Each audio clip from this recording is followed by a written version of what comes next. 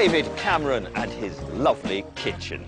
Tony Blair and his lovely tennis and his children. Vladimir Putin, stripped to the waist with a hunting knife, scampering with the bears. Nicolas Sarkozy and his lovely Carla Bruni. When did it start? This business of politicians selling themselves, not on the basis of their ideas or their policies, but on what they get up to in their spare time when they're not being politicians. Their lifestyles. Well, look no further. It started here at Cape Cod with Jack and the Kennedys. This is the story not of the presidency, not of a mythical king shot down in his prime, but of how John F. Kennedy kicked his way to power as the little-known senator for Massachusetts. I believe that the times require imagination and courage and perseverance. I'm asking each of you to be pioneers towards that new frontier. But the 1960 presidential race saw the triumph of style over substance, the influence of vast sums of money, and the cynical manipulation of voters. You might say it marked the beginning of modern politics. Let's not be too snotty about this. Kennedy, as a Catholic, was an outsider and felt he had to do anything to kick his way to power. But what happened in that 1960 campaign did change democratic politics everywhere, and not for the better.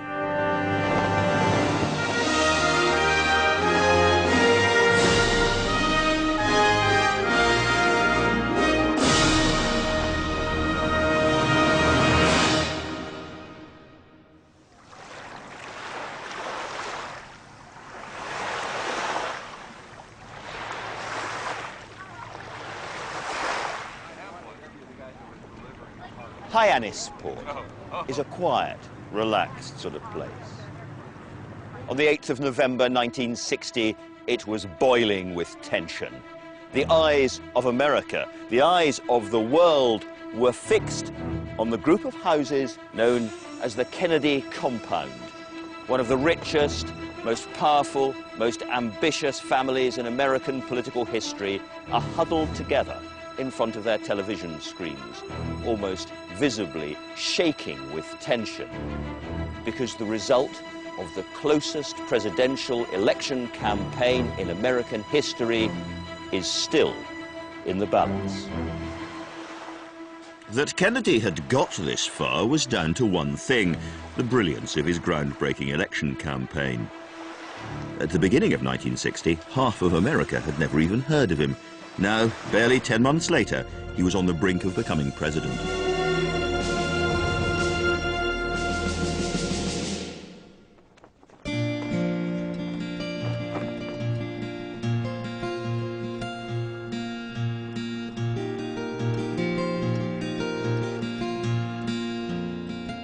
Our story starts here, in the small, out-of-the-way state of West Virginia.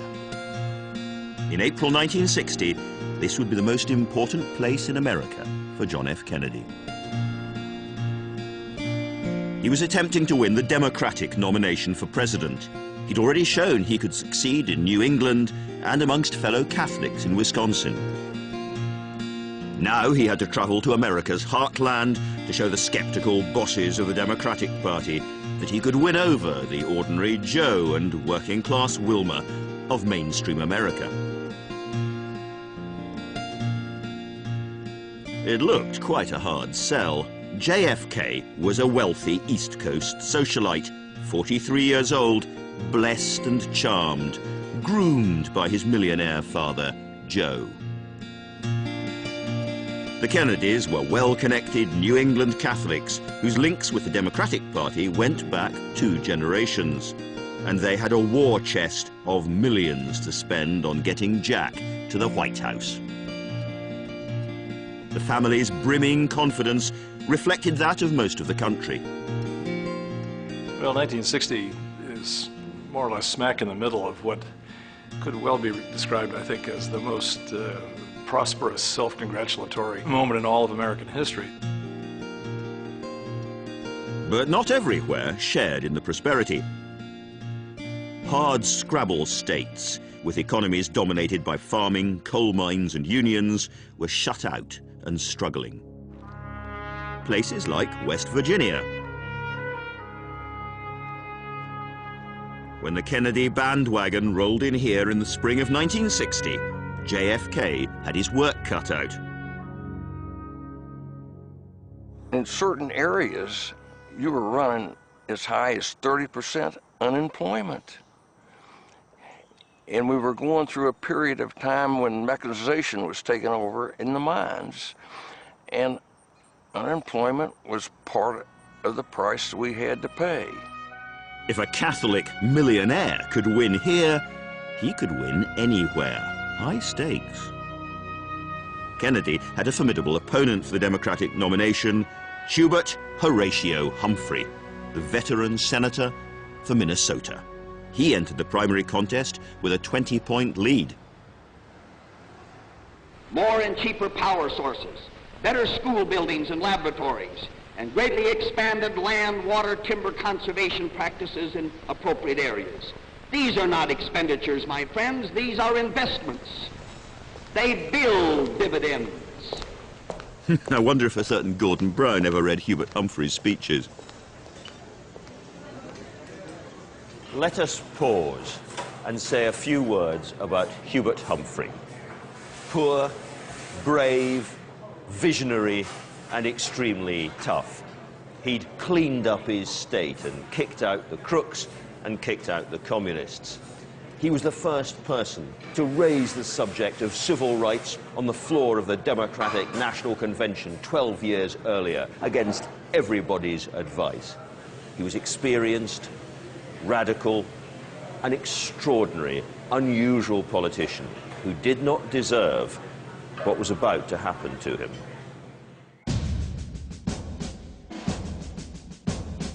What was about to happen was the birth of a new kind of politics.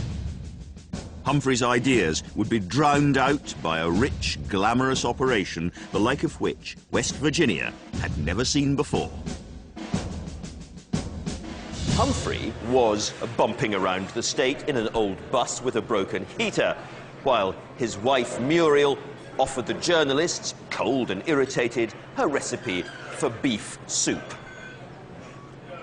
Kennedy, meanwhile, was flying overhead, offering the journalists cold martinis in a private jet bought for him by Daddy. Humphrey had a truly terrible election slogan, "Over the hump with Humphrey." But by now, poor old Humphrey was feeling pretty humpy himself. Ted Sorensen was Kennedy's speechwriter and one of his closest aides. He'd prepared the ground in West Virginia. Nobody campaigns like the Kennedys campaign. And John F. Kennedy went into every hill and hamlet and hollow in West Virginia, and he presented himself to the people there as someone who cared about them. Well, I was in Raleigh County, Beckley, West Virginia, for a week during the primary. And contrary to what I expected, because it looked on paper to be a very strong Humphrey area with the United Mine Workers, what I found was that much more work was being done on the Kennedy side. What are your plans if elected president for the situation existing in the coal mines in West Virginia? Well, I think that, and I've been in the Congress now for 14 years, and the fact is that in my own state of Massachusetts, we've had a similar problem because we've lost all our textile industry. I think there are at least 4 or 5 things the government can do. Kennedy had that ability, wherever he went, was to talk to these individuals, and they would tell him the problems they had, and he would listen, and he made them the promise. I'll make things better for West Virginia.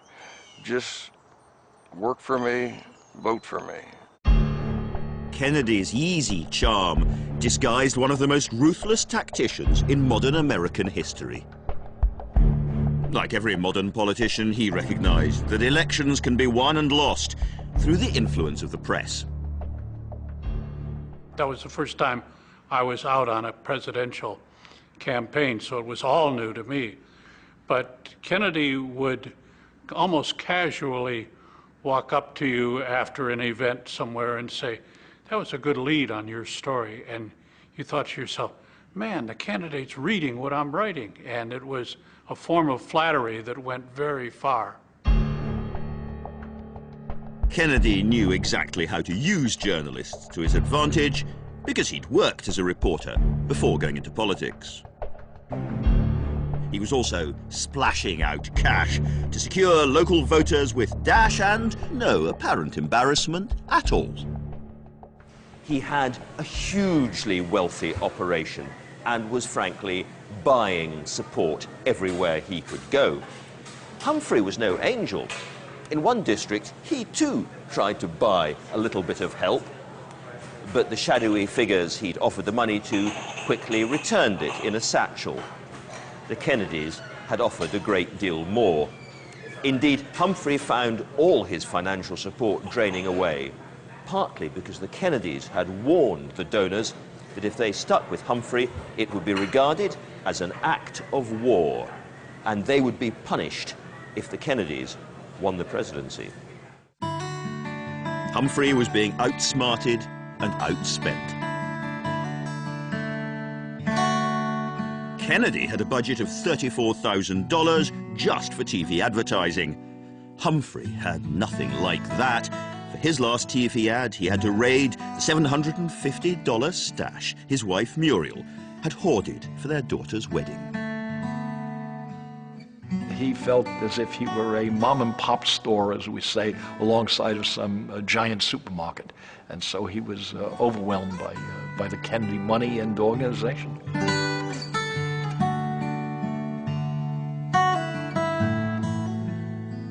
Humphrey or JFK? Muriel or Jackie? West Virginia was rapidly falling for the Kennedy glamour and succumbing to the Kennedy machine.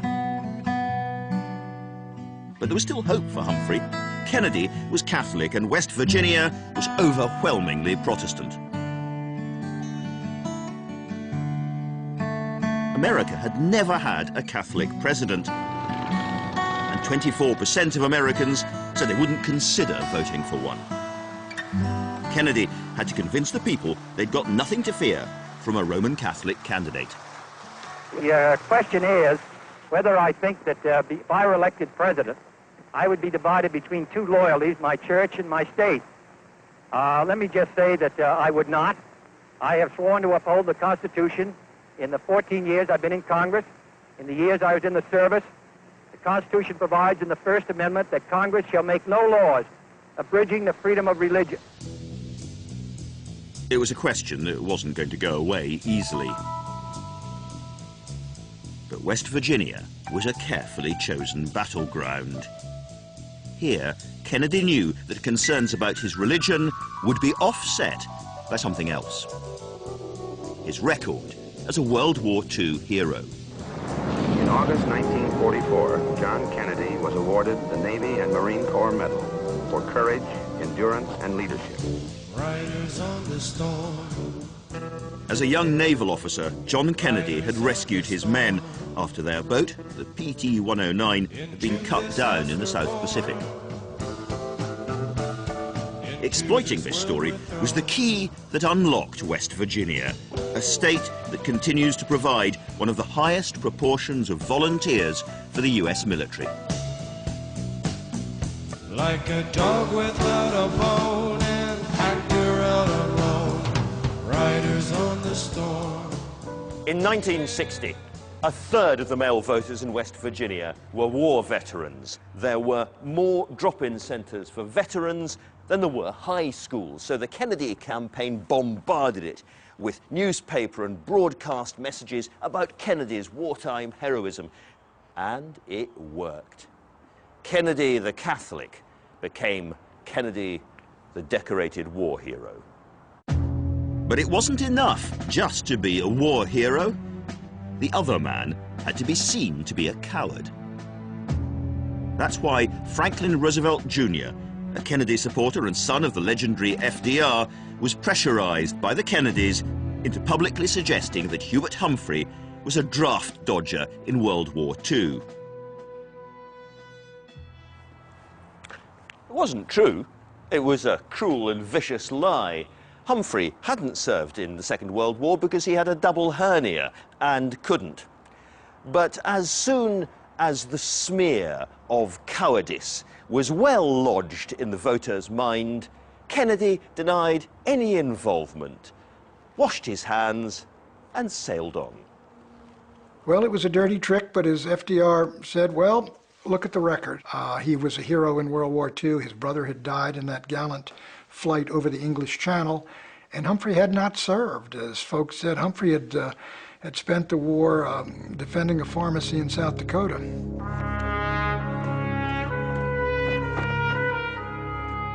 Kennedy won easily in West Virginia. Money, glitz, organization, dirty tricks, media manipulation. Well, you may say, so what? Can we expect anything else from politicians? 1, 2, 3, 4. Humphrey's thoughts about the Kennedy style should give us all pause for thought. To elect a president, it's more important that he be good of heart, good of spirit, than that he be slick or clever or statesman-like looking. Has the leader given you something directly from his heart? Or has it all been planned in advance, all been scheduled? Is it efficient? From day to day, I read in the paper that the Hubert Humphrey campaign is disorganized. And I think, thank God.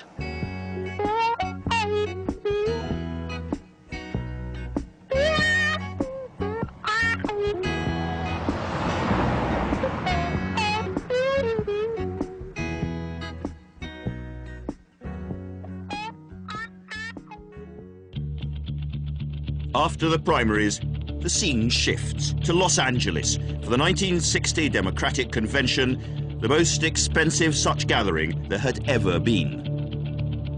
In hotel suites and smoke-filled rooms, the same ruthless cutting edge was shown by Kennedy as in the small-town main streets and far-off smoky valleys. His way of campaigning had won him every primary he'd entered, and he had the support of delegates from all over the country. Even now, other candidates, senior, nationally known politicians, barely grasped how he'd upended their old rules. Most delegations aren't run by United States senators in Washington. Those delegations consist of local mayors and legislators and county chairmen and party leaders. That's where Kennedy had been at the grassroots level, and by the time he had a big lead in the number of delegates, it was too late for the others to catch up to him. And that's exactly how Obama beat Mrs. Clinton. Of all his enemies in LA in 1960, none was tougher, rougher, or more dangerous than the Texan senator, Lyndon Baines Johnson, who thought he'd swat the upstart New England posh boy like a horsefly. Senator Johnson, running behind, took the initiative and challenged Kennedy to a debate before the combined Texas and Massachusetts delegations. After first hesitating, Kennedy accepted, and he appeared before the heavily pro-Johnson crowd. He listened to one of the most blistering attacks made against him during the entire campaign.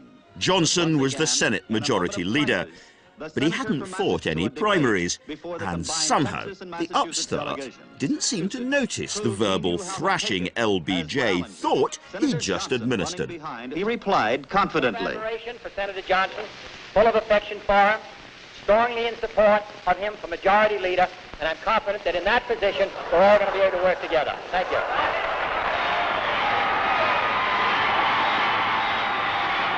I remember the roll call vote, listening to it on the radio in 1960, and it wasn't decided that Kennedy was going to be the nominee until the very last state in alphabetical order was polled on the floor. It was the state of Wyoming, which in any alphabetical list in the American states is the last one, and it cast its vote for Kennedy, and that was it. That put him over the top.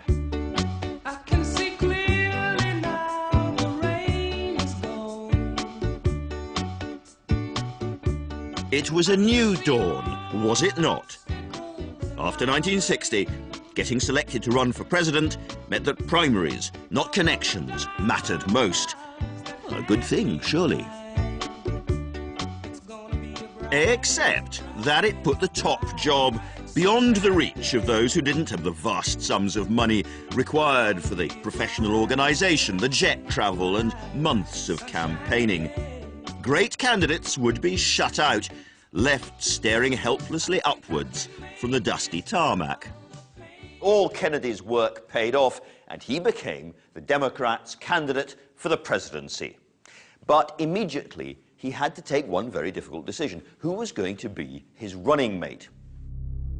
All the rival candidates were possibilities, but Kennedy chose the man most useful to him, the man who happened to be his most outspoken critic.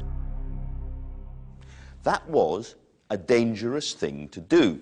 Johnson would bring Kennedy lots of parts of the United States he couldn't reach by himself, but Kennedy was putting his old rival very close to the presidency. "Doesn't matter," said Kennedy to his friends. "I'm 43. I'm not going to die in office."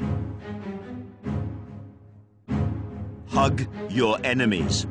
Choosing LBJ was a smart move. He made JFK more appealing to the South. And, as we'll see, the Southern Democrats were the most likely to cause trouble when it came to civil rights. The great domestic test lying ahead for Kennedy's America. And so to the final round. Richard M. Nixon was the choice of the Republican Party. He had served as Vice President of the United States since 1953. Now he was a candidate for the presidency. Understudy to the hugely popular Eisenhower for 8 years, Richard Milhous Nixon was tough, experienced, and the favorite to win. One of the big beasts of the Republican Party, he'd been observing the rise of the senator from Massachusetts with interest.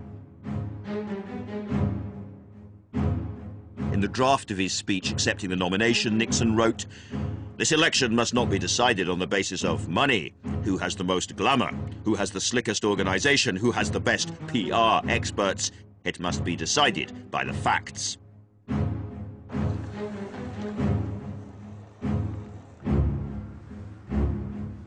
Nixon still had good reason to be confident that he, not Kennedy, would be the next president of the United States. Nixon was the favorite. A poll was taken which showed that most people thought Nixon would beat Kennedy. Another poll showed that most members of the Democratic National Committee thought Nixon would beat Kennedy. Nixon and Kennedy had been elected to Congress in the same year. They had offices across the hall from each other. Nixon was only 4 years older than his rival. And in 1960, Nixon wasn't regarded as particularly right-wing. His policies were moderate. So did Kennedy take on Nixon with different ideas, as his defeated Democratic rivals might have done? No. Kennedy's proposals were almost a mirror image of Nixon's: tax cuts and minor reforms to social welfare and education. This shouldn't be a surprise. After all, Kennedy had admitted that he was a realist, not a liberal. The atmosphere he set during this campaign would matter more than his party's platform. A lesson for all modern politicians everywhere. If at all possible, avoid talking about details. Ideology. Forget it. Your political philosophy may inspire one voter, but frighten another or two more. So don't write a program, paint a mood. Nixon emphasized his experience, and securing Eisenhower's friendly legacy, he offered reassurance and stability. All he had to do was not rock the boat. Kennedy's slogan seemed empty, getting the country moving again. What it meant was youth and energy, and what that meant was me. Just me. New America, new Democrats. Plenty would learn that game in the years to come. Kennedy understood that he was a personality and that what people were interested in was not simply the policy statements, but the man and the whole package he came in.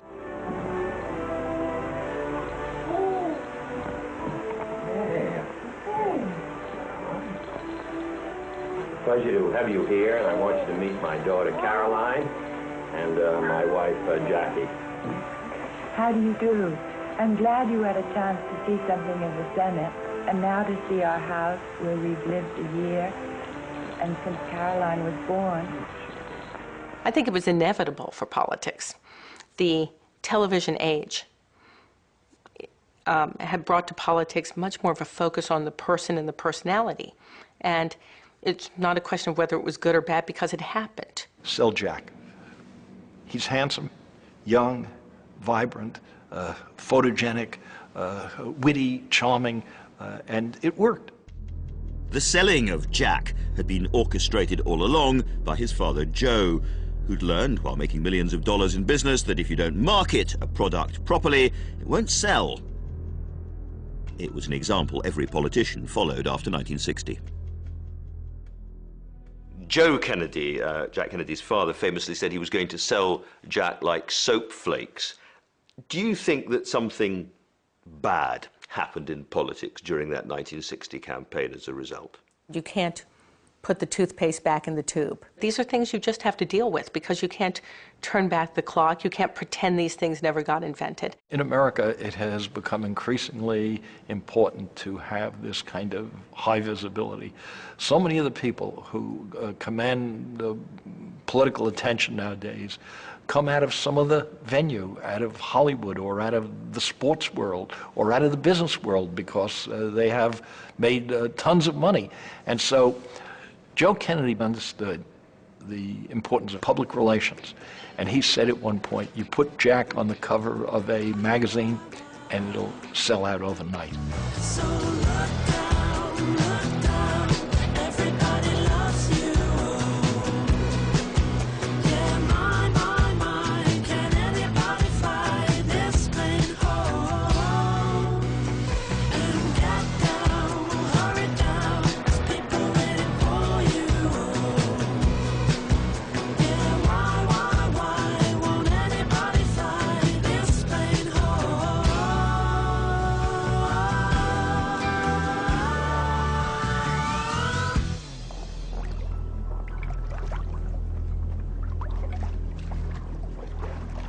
Of course, politicians have always sold themselves on the basis of image, grand houses or log cabins or wood chopping.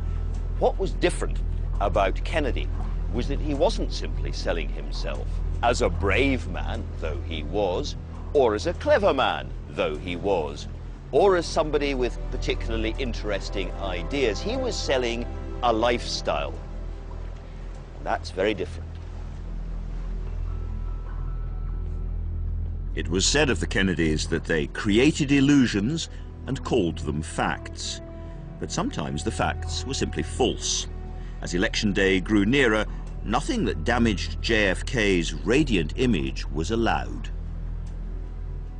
John Kennedy's health was central to the way that he sold himself. He was the sun-kissed, super fit, active, young New England boy. Trouble was, this was not true.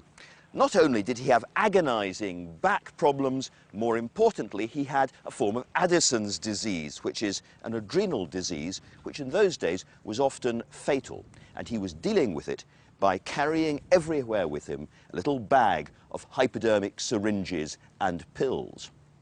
When he was challenged about Addison's disease, he flatly denied that he had it or ever had had. And his doctor, Janet Travel, backed him up. As his medical records, released here at the John Kennedy Library 40 years after his death, make absolutely clear, he and she were lying. There was a cover-up. There are all these pictures of him, you know, touch football and on the sea, on the ocean, yachting and vigorous, the word vigor, as they, in the Massachusetts dialect, as they used it. He was the embodiment of vigorous youth. But in fact, he was someone with lots of medical problems. So it's so interesting as to how the image and the reality, there was a serious gap there, but they managed to carry that off brilliantly.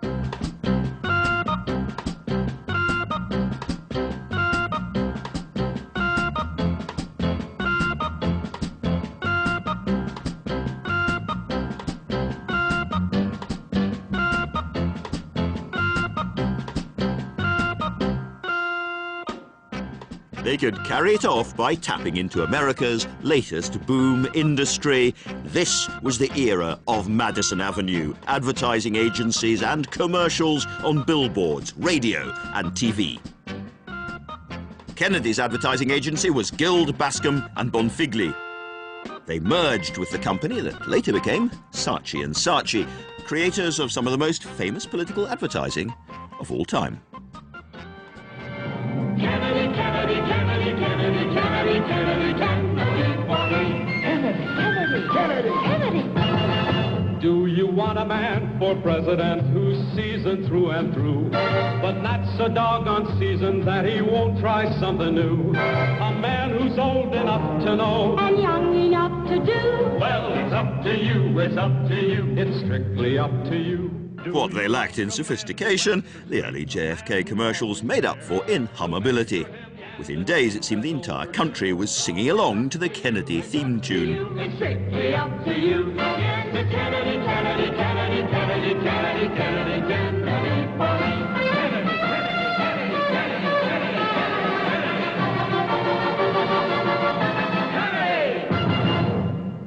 It does seem to me, and this is not an original observation with me, that there has been a certain degradation of the level of political seriousness in political campaigns as major complicated issues get reduced to 15-second or 30-second television advertisements, or now internet advertisements. That kind of thing can't enhance the complicated process of political decision making. Nixon would have agreed. He refused to be sold like a commodity. Look, he said, I am, and I'm going to be Nixon. I will not change to please TV or Madison Avenue. I am going to be what I am, for good or bad.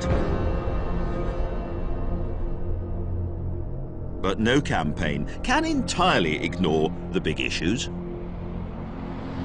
In July 1960, polls concluded that across America, the overwhelming majority regarded relations with Russia as being the primary problem facing the nation.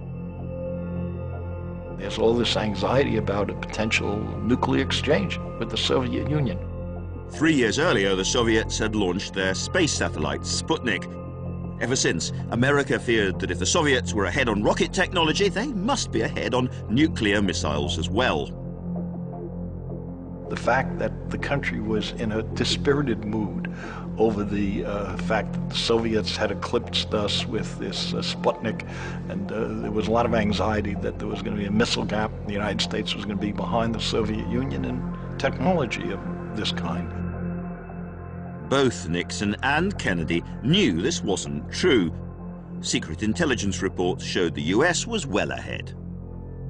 As vice president, Nixon couldn't reveal the truth for fear of compromising government security. But Kennedy was always looking for political advantage. He made many speeches demanding more missiles, even though he knew they weren't necessary. This administration failed to recognize the changing nature of our times, and we now see the Soviet cannon on the moon. And what is true of outer space is true in every area of national and international government. 1 month ago, Well, nonsense, actually, but it made Nixon look weak. A master class in political manipulation. Kennedy played on the fears of the public. He had a sixth sense for what people wanted to hear. There's something called a political athlete who is the natural. And he has enormous gifts that are quite natural, and Kennedy had those gifts. They developed more later on. Ronald Reagan had them. I don't think Richard Nixon had them. He had to develop as a candidate and as a campaigner. Kennedy's final problem was his inexperience. How would he square up to the former vice president? Here, he had a faithless, addictive, dangerous ally. It's the thing you're watching right now. Television debates between would-be presidents had long been the dream of the broadcasters. For years, they'd worked to clear every obstacle. With 6 weeks left in the campaign, Kennedy was given his golden chance. The presidential candidates meet face-to-face in television debates seen and heard by millions of people. The same people who will decide which of these two men shall lead the country for the next 4 years. In 1950, 10% of American households had a television set. By 1960, only 10% didn't.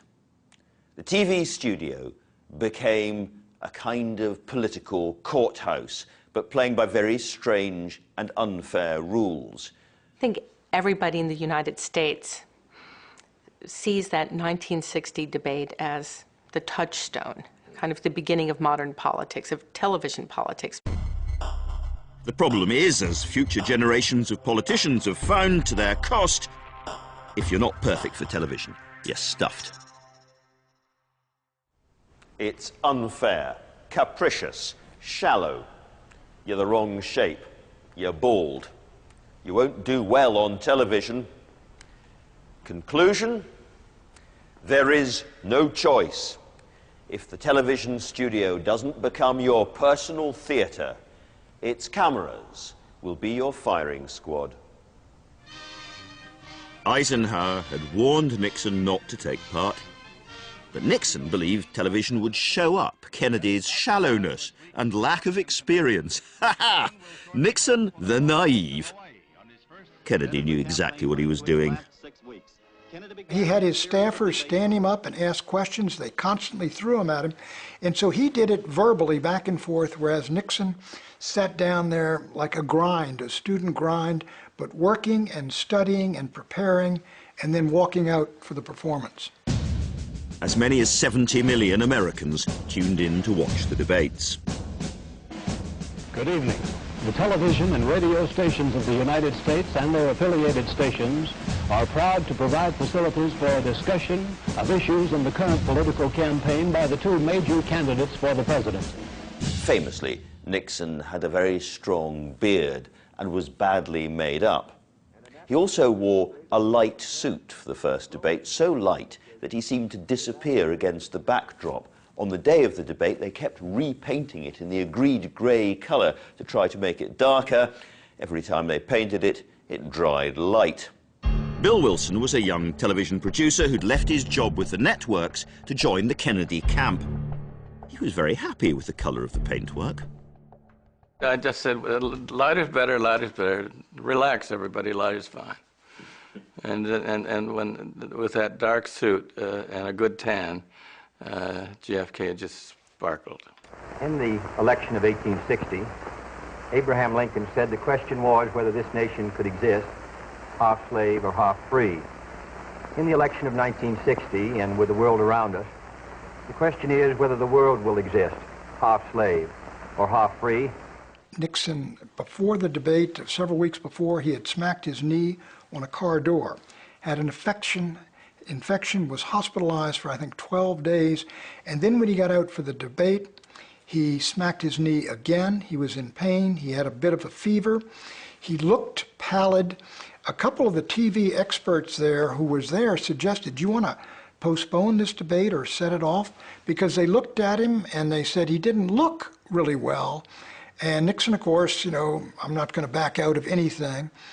He went ahead with it. Somebody said he looked like a sinister chipmunk. And Kennedy, they had the right clothes on him, the right makeup. They understood how to create this image. We got to the stage with about a minute to air. And JFK said, I got to go to the bathroom. Well, you don't say you can't go to the bathroom. So I took him to where it was. We came back to the entrance to the stage as the stage manager was going 3, 2, 1, and he hit that stage at exactly the time that we hit the air. Well, at that moment, everybody on the stage, including Nixon, didn't know what to think. He wasn't there. But there he was. The sort of comfort breaks cause maximum discomfort. Maximum discomfort. It froze the room, psyched Nixon out completely, and it was glorious. You yourself said to Khrushchev, you may be ahead of us in rocket thrust, but we're ahead of you in color television. I think that color television is not as important as rocket thrust. And when I was in the control room, was Nixon's man on one side of the director and I on the other side of the director, and I saw that we were winning hands down. I said, we need a cutaway, we need another shot of Nixon, because I could see the streams of sweat going down his face, and I wanted to see that in a close-up. Chicago Mayor Richard Daley said of Nixon, they've embalmed him before he even died. People who heard that debate on radio thought Nixon had won, and those who watched it on television, which was the great bulk of the population, thought Kennedy had bested Nixon. Nixon had imagined the debates would be about statesmanship, but in the end, like everything about the Kennedy campaign, they were about showmanship. And quite simply, the greater showman won. Kennedy had shown he could stand on a stage as Nixon's equal. That was dramatic. Secondly, Kennedy's very attractive appearance. And third, when Nixon, in his debating style, kept saying, I agree with Senator Kennedy. And still, people judged it, I think, pretty close. But then everybody waited for what the pollsters said the result was. We are, most of us, suggestible creatures. We like to go with the flow. And so it was very important that immediately after the debate, the pollsters called it for Kennedy. 4 times he and Nixon met on the nation's television screens. Kennedy appeared the equal of the vice president, and this represented a tremendous gain for him. Once again, Kennedy had met his opposition face to face, and once again he had won.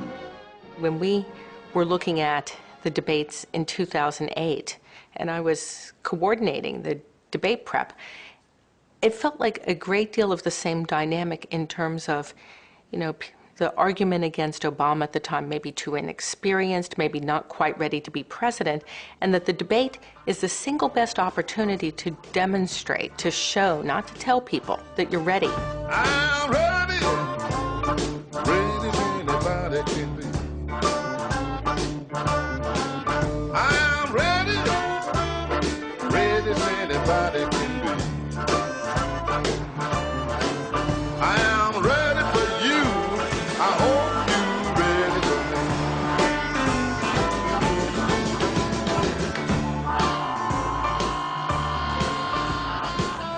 Kennedy may have believed that he was ready, but his lead in the polls was tiny. His religion was still a major issue for many voters. Kennedy is not the first presidential candidate who was a Catholic. Al Smith in 1928 was a Catholic, and of course he lost miserably to Herbert Hoover. And that left a mark, I think, on the American Catholic community. It reinforced a feeling of marginality, a feeling that no one of theirs could actually make it to the top of the political ladder. Kennedy's response was to take his biggest problem and charge at it head on, getting there before the critics did.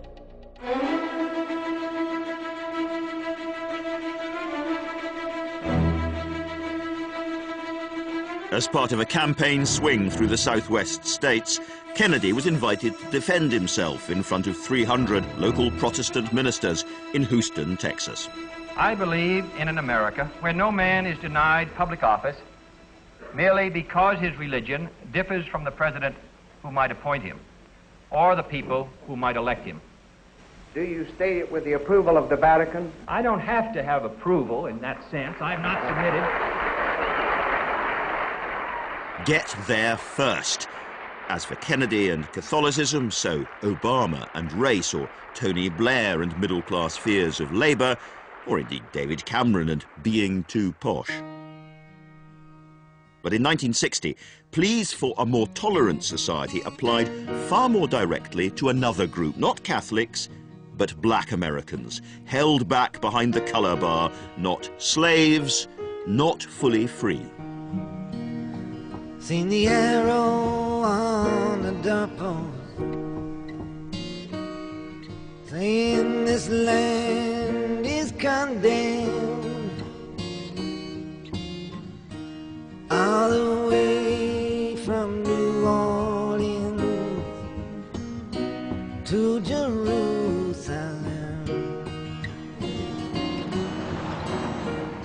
The American South was still broadly segregated along racial lines.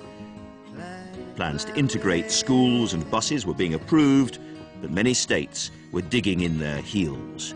Tensions were reaching fever pitch. See them big plantations burning. Hear the cracking of the whips.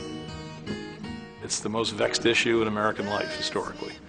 And incidentally, I think it's no accident that the race issue really gets grasped. We finally grasped the nettle of this in that time of great national self-confidence in the post-World War II era. That's not an accident. By 1960, neither presidential candidate could ignore civil rights. But Kennedy had a problem. His party was split down the middle. If he came out too strongly for African Americans, he risked losing the support of the white Democratic South. And his backing to date for the civil rights movement had been, at best, lukewarm. This is Ben's Chili Bowl, a Washington legend and landmark. They've all been here. Martin Luther King, Jesse Jackson, Ella Fitzgerald, Nat King Cole, Barack Obama.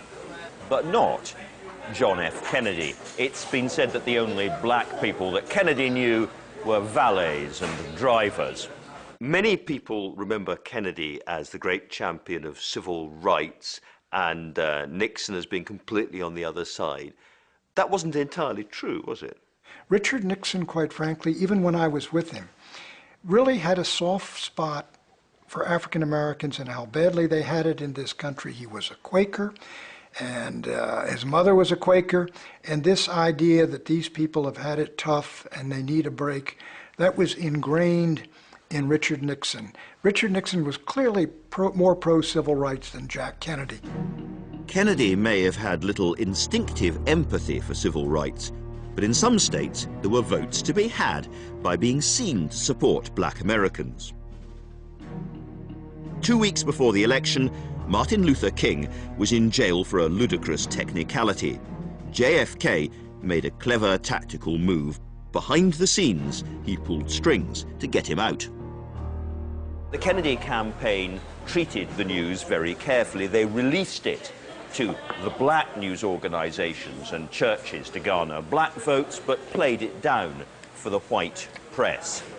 And for one very important reason, some of the most virulent racists around in 1960 were in Kennedy's own party, the Southern Democrats. By selectively distributing the news of how they'd helped the King family, the Kennedys gained in one district alone a 16% swing of the black vote for JFK. Not much ambiguity in the Kennedys. They're all calculation. And they were very good at it, but it was a coldly calculated decision. So how did this play out when Kennedy became president? It was a touchstone issue after all. But after the election, Kennedy got no civil rights legislation through Congress. 2.5 years into his presidency, 250,000 people marched on Washington, and Martin Luther King had a dream, because it was still a dream. Kennedy didn't herald a new era of radical liberal lawmaking as so many of his supporters had hoped. If one takes a really hard, thoughtful look at the Kennedy administration, on the domestic side, there wasn't really all that much that you can point to in the way of significant accomplishments. He, however, thought of himself as a foreign policy president. His goal was to, of course, deal with the communist threat, the Soviet Union, an emerging China, the danger from nuclear weapons. And there, one can say he did have significant achievements. All of that was still to come. But for the making of modern politics, it was the 1960 campaign that made the difference.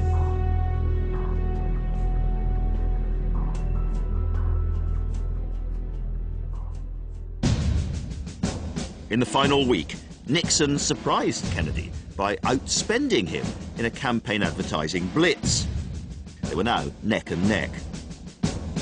70 million voters made their choice between Nixon's experience and Kennedy's vigor.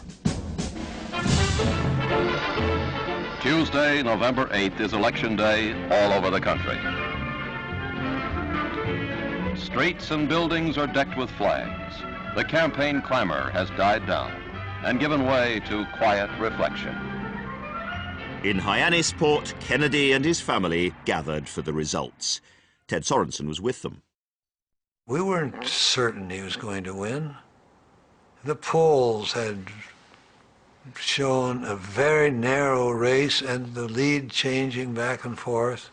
We weren't certain how some states, which were very important states, were going to go.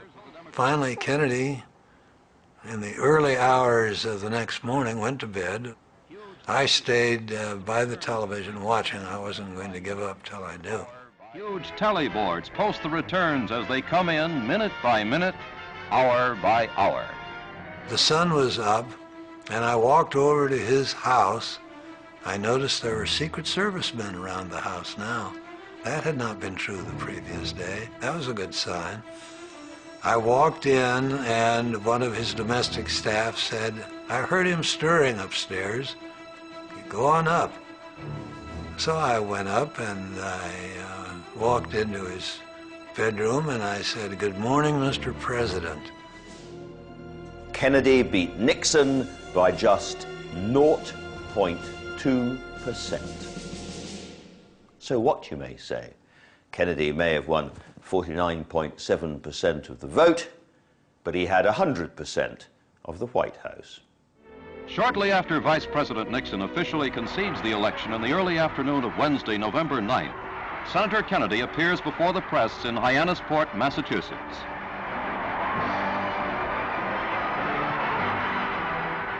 With him are his wife, his father and mother, his many brothers and sisters.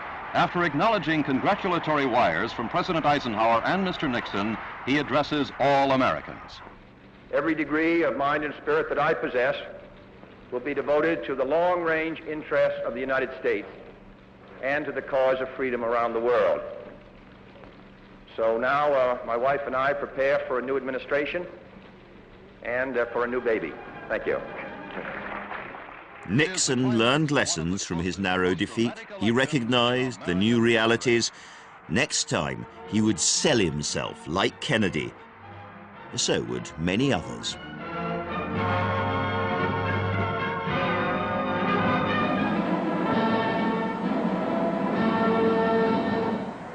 You, John Fitzgerald Kennedy, do solemnly swear I, John Fitzgerald Kennedy, do solemnly swear that you will faithfully execute the office of President of the United States. that I will faithfully execute the office of President of the United States. And will, to the best of your Perhaps the greatest lesson that modern politicians have learnt from Kennedy is that voters will always respond to a candidate who makes anything seem possible.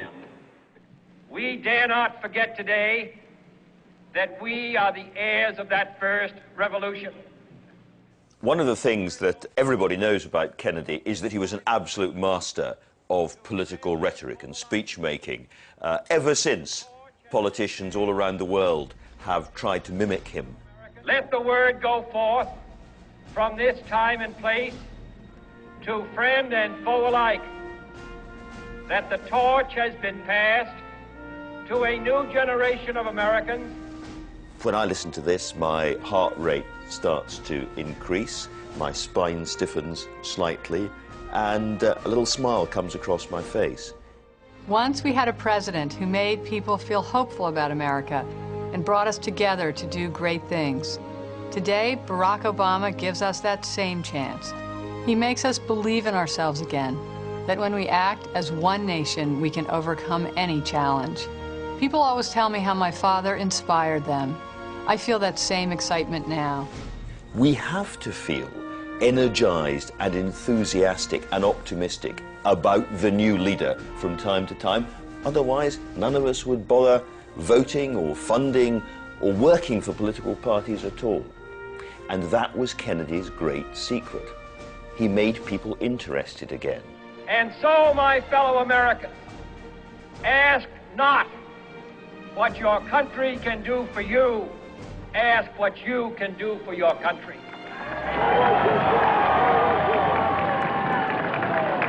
And he remains a kind of liberal West Wing icon because he didn't have time for the fresh paint to fade. So potent is the Kennedy myth that even today, like a drumbeat, the question is asked, what would have happened if Kennedy had lived? He would have had authority, a bit more authority. I think an angrier looking man, because being in power makes people angry. When you try to imagine that kind of Kennedy, something rather extraordinary happens. You get President Bartlett from the West Wing. That is, in many ways, the old Kennedy admirer's final poem of praise and admiration to the lost king.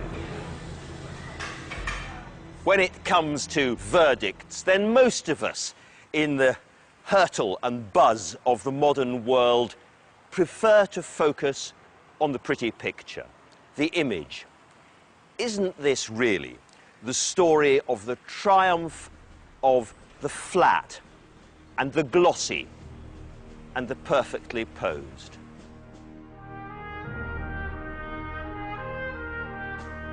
After JFK, we expected our politicians to look good, to make heart-stopping speeches, to have beautiful children, to be masters of marketing and artists of spin. But the higher the hope, the greater the fall, the inevitable disillusion. If you campaign in poetry, govern in prose, you may be remembered in curses. Kennedy escaped that for the worst of reasons. But the more you look at his campaigning, the more the message must be that he is a better memory than a model. Life would be better if today's politicians enjoyed the uplift without copying the style. I'm asking each of you to be pioneers towards that new frontier. My call is to the young in heart, regardless of age, to the stout in spirit, regardless of party, to all who respond to the scriptural call, be strong and of good courage, be not afraid, neither be dismayed. From a jack to a king, from loneliness to a wedding ring, I played an ace and I won a queen, and walked away with your heart. Oliver Stone's epic on JFK later tonight. Kevin Costner stars on BBC Two at 11:30, while BBC Four takes an extraordinary look at British politics on Tuesday night, behind the scenes with Peter Mandelson during the general election in Storyville. Next tonight, BBC Two comedy On the Trip.